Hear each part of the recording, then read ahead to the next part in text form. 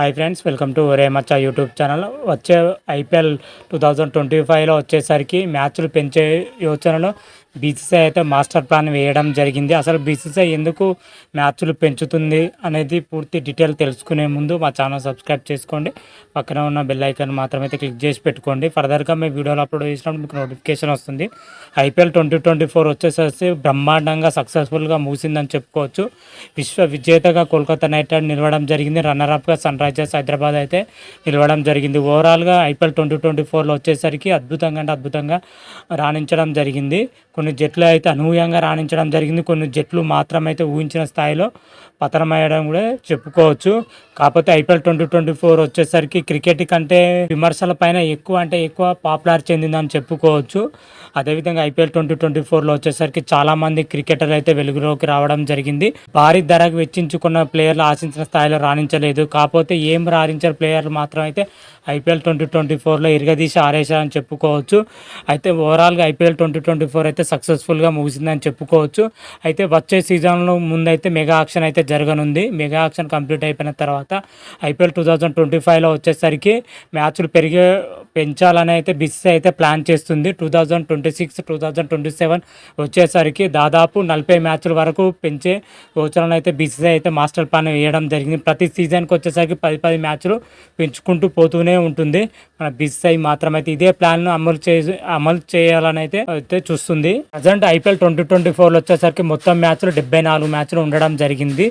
అదే ఇప్పుడు 2025, 2026కి వచ్చేసరికి అది 84 మ్యాచ్లు అయితే మారనుంది. మ్యాచ్లు 10 మ్యాచ్లు అయితే పెంచాలని అయితే చూస్తుంది. అదేవిధంగా 2027కి వచ్చేసరికి 94 మ్యాచ్లు పెంచనున్నారు. 2025లో వచ్చేసరికి 2026లో వచ్చేసరికి సేమ్ ఫార్ములా అయితే యూజ్ చేయనున్నారు బీసీసీఐ మాత్రం. అయితే రౌండ్ రాబిన్ ఫార్మాట్ తోటే బీసీసీఐ అయితే 2025, 2026 ఐపీఎల్ కూడా ఆడనున్నారు అదే ప్లాన్ తోటి. అదేవిధంగా 2027 వచ్చేసరికి బీసీసీఐ అయితే ప్లాన్ మొత్తం చేంజ్ చేసే అవకాశం అయితే కనిపిస్తుంది. ప్రతి జట్టు ఒక్కొక్క జట్టుతోని 2 మ్యాచ్లు అయితే ఆడనున్నది.